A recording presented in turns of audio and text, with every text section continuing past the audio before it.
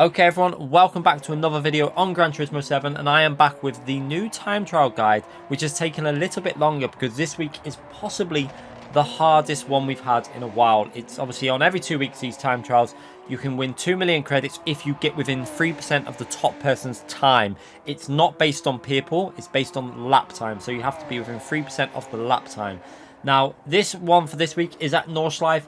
It's in a road car, and it is also with setups allowed. So yesterday I spent quite a long stream trying to get a setup sorted and basically got the car feeling okay. It's definitely possible to do a pretty good time. There is someone in the top 10 with this setup. So first of all, I'm going to show you what you need to buy for the car, because you do need to buy some parts for the car. So you will need to weight reduction it. You will also need to buy the weight reduction 2 and weight reduction 3. And you'll have to buy ballast as well. You'll also need to buy the fully customizable computer along with the customizable LSD and increase the body rigidity. And there you can see the weight reduction 3.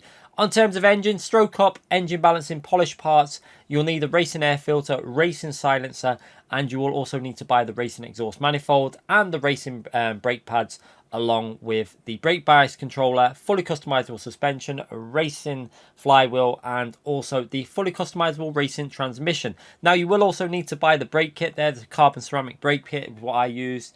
And once you've got all them parts, you can go into the customization of the car, which you'll need to buy the front splitter, either A or B, and the side skirts, and also the rear splitter there, and the rear wing. You will need the rear wing because you can add downforce when this is added, so it's all a part of the setup. Now, in terms of tyres, I put 19-inch alloys on mine with the full wide kit on there and the wide arches and stuff like that. So you probably want to copy me if you're running my setup. I presume it'll make some difference in the way the car drives, but yeah, we use 19-inch alloys and the wide body kit and stuff like that. Now, in terms of setup, the setup is on the screen at the moment. You can check this out. You can copy it. If you're finding it a little bit sketchy, you might want to you might want to change the ride height so it's level. 92, will make it a bit more settled, or even 93, 92. But I've gone with a slight bit of rake there just to try and create a bit of forward momentum into the corners to rotate it more. Now, in terms of gearing, I didn't do too much. I just increased it a bit just so that we can get a little bit more speed down the main straight. So again, you might want to tune them gears a little bit more, but feel free to take that setup and then jump into this time trial. And we're going to go through a very, very quick guide. This isn't going to be as in-depth as normal because it's such a long track, but we're going to point out the very basics of this combination. So going into turn 1, you're going to be looking out for, on the right, you can see there and a white line. There's a white line on the track and a change in the barrier on the right hand side, but you can see the white line. Use that as a reference into this turn 1. Downshift the second gear, then get up to third gear quite early. A bit of a short shift into third gear. And now this is completely flat out with my setup if you get it right. If you turn in at the right point, you can do it flat. However, you can also give a little safety lift like I do there. Tiny little safety lift back on the throttle. And just be careful you don't run too far wide on the exit. Now into the next braking zone, I use this white writing across the track as a reference. Just brake slightly past that. So as you go past it, onto the brakes. And then downshift to fourth gear, then third gear. Be careful on the throttle through this section. It's very, very tricky. Very easy to lose the car. And then as we're coming to the end of the curb there, you can see a little dab of the brakes. That's for weight rotation. We're going to go down to third gear at the same point. And now this is all going to help us rotate the car. Again, a tiny bit of braking input again to keep the front end pointing down to the ground. And then into this right-hand corner, you're going to see we're going to get on the brakes just before that change of colour in the tarmac. That is a very good reference for what you use for your braking point. Now, on the throttle as early as you can see 50% throttle, then upshift to fourth gear, a little bit of a short shift on the exit. And now we're going into this tricky right-hand corner at the top of this hill. So for this corner, you want to get your left-hand tyres to get actually on the grass slightly. So onto the grass. And then just before you get to the brown patch of soil there, you're going to get on the brakes and downshift to fourth gear at the same point and chuck the car in. If you get it right, you can get back up to fifth gear and carry a lot of momentum now all the way for this flat out section. So the next corner we're going to be approaching is this fast left-hand corner. Now, what you ideally want to do is get your left-hand tyre to run up to the curb. I get a bit of understeer, could have turned in a bit earlier. You can see, missed the apex slightly, but as soon as your car is straightened back up, instantly you want to get on that brake. You can see braking very early. Downshift through the gears, staying in third gear here. You might need to go in second gear if you've braked a bit late, but basically stay in third gear. And just be careful on the exit there. It does become a little bit loose if you get too aggressive. I got too confident with the car there. And now we're working our way flat out on this downhill section. This corner is, again, quite a tricky one. You've got to be careful. You want to get your left-hand tire to get over the curb. So just as we're coming to this bit of flowers on the left, you can use them as a reference. Them flowers on the left is a very good reference for where you're going to just get on the brakes, down to 4th gear, get that left-hand tire onto the curb. As soon as the car's straightened up again, back on the brakes, and now you're going into this right-hand corner, which you're going to go into 3rd gear. Let the car just coast a little bit through here. You don't want to be aggressive on the throttle once you get the car straightened up. So you can see braking inputs going in now, and now we're just going to get off the throttle and just let the car do the work through the corner.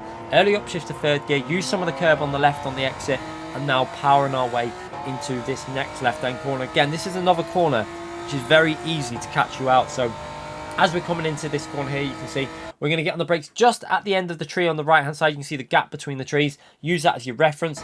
And now down to shift to 4th gear.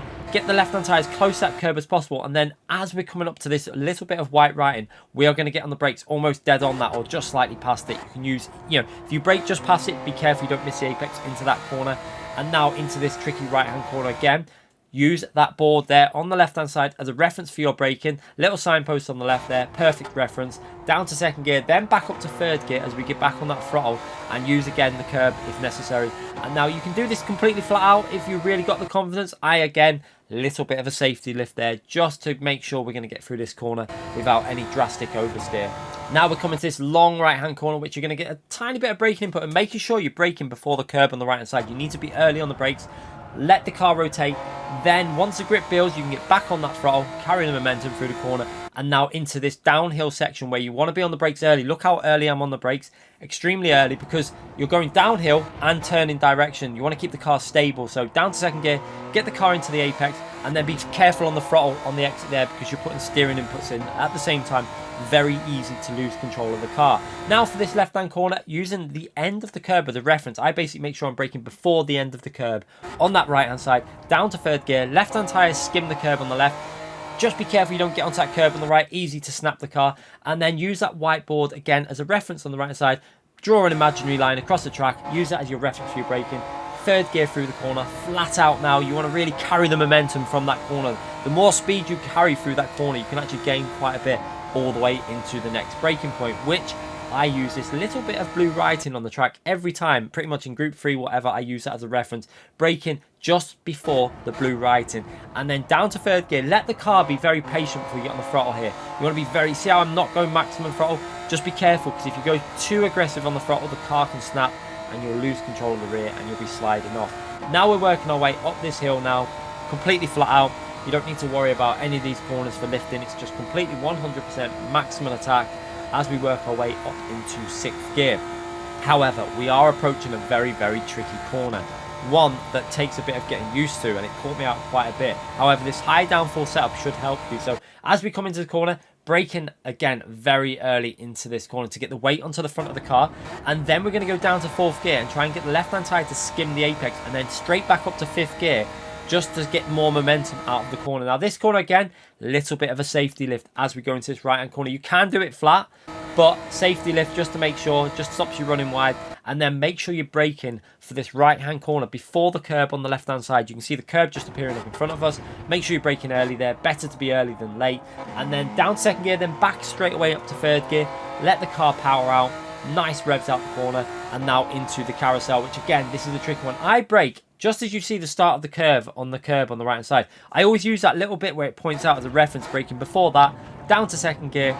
Just try and carry as much momentum into 3rd gear and try and get the exit speed on the exit. Done that pretty nice. And now working our way into this next left-hand corner, which you can do completely flat out with this setup. You do not need to lift for this first part. However, the second part you will need to get on the brakes. So braking again just before the writing. You can see the white writing on the track just before that. Down to 4th gear. Let the left-hand tyre skim the curb on the left. Again on the right curb. And then just as you're coming in here, you want to get on the brakes. As soon as you're touching the curb on the left-hand side, I'm pretty much on the brakes, getting down to 3rd gear and making sure I get it into this apex, because if you run wide there, it's very easy to lose a lot of time. Now, this is all about momentum. A lot of coasting through some of these corners. So you see coasting, lifting off the throttle, tiny bit of braking input here to try and rotate the car into this next left-hand corner to get the weight transfer onto the front tyres. And again, using the curbs quite aggressively through that section. And then into this tricky right-hand corner, braking before the end of the curb on the left-hand side. Nice and early there. down shift to third gear, but we're going to go back up to fourth gear in the middle part of the apex to carry the momentum through the corner. And then straight away, as soon as we coming out that corner, you see onto the brakes very early, downshift to third, get the car rotating into the apex, and try and put the power in to try and rotate it at the same time. And again, you can see before the end of this left bit of grey tarmac on the left hand side, onto the brakes, downshift to third gear, use some of the curb on the left, and again, end of the curb, very good reference for this corner as well. Braking just before the end of the curb, getting the car chucked in third gear, powering your way through the corner, and working our way into this next left-hand corner. Now for this corner, it is quite tricky to use as a reference. I just try and brake quite early, but try and go wide, because you want to square this corner off and get on the power as early as you can, because you want to carry the momentum up this hill and then into this next right-hand corner. Again, this is another tricky corner. This, I nearly actually crashed here. You want to brake just before you hit the downhill section to get the weight transferring to the front, just to stop the car from lifting off too much, and then try and get the right hand tyre closer to the apex. You see how I missed the apex there, and then we got a little bit out of shape here, but we managed to keep the power down and just about rescued that, but did lose a good half a second at least there, maybe more. And now we're going to be just going flat out through here with little safety lifts. You'll see every now and then just giving it a little safety lift as we come to some of these corners, because you don't, if you go completely flat, the car might actually lift off the ground a bit. Now for this corner, I'm using the barrier where it turns red as a little bit of a reference, getting on the brakes there, and now into this left-hand corner. As soon as the car straightened up, you can see we straightened it up, and we're going to be turning it to the right now. We're on the brakes and trying to get that left-hand side close to the curb, and then use some of the curb on the exit if you need to. You've got plenty of space there on the right-hand side, and then on the brakes quite early for the carousel. You see, this final carousel, again, can catch you out quite easily. Just be careful on the throttle. You see how I'm doing 40-50% throttle, and now powering your way into this long right-hand corner, which is all about carrying momentum through here. You can use this white writing on the track as a reference for your braking. You see, just as we go past that, onto the brakes there, and trying to carry the speed in fourth gear through this corner. Important to get good exit speed from here, because you're then carrying it all the way up the main straight. So the faster you can do that, the better. And then going completely flat out, you can see the gearing. Our gearing's pretty much where we need it to be. It's getting to the end of the rev range. You can mess around with this gearing if you want, but now you're going to see on the brakes really early, because what I'm going to do is a trick I do with the Porsche sometimes is ride the brake and the accelerator at the same time, create stability, makes the car a lot more stable in that final section, and then just be very, very careful on this final corner that you don't hit the wall. So on the brakes, before we get to the tarmac on the left, you see a little bit of grey tarmac on the left during the curb. Second gear, on the throttle again, up into third gear, and over the line for a 6 minute 51.5. Pretty solid lap. I could definitely get this into the 40s. Someone has already got this setup into a 48.1. So the potential to get gold is 100% there with this setup. Even if it helps you get the silver, hopefully that will get you at least the silver or the bronze, and it can earn you some credits in game. But thank you everyone who's enjoyed the video. Make sure you smash that like button if it's helped you out. Let me know in the comments if it's helped you out. Let me know, what time you've got and stuff like that. Love to see it. Bye everyone.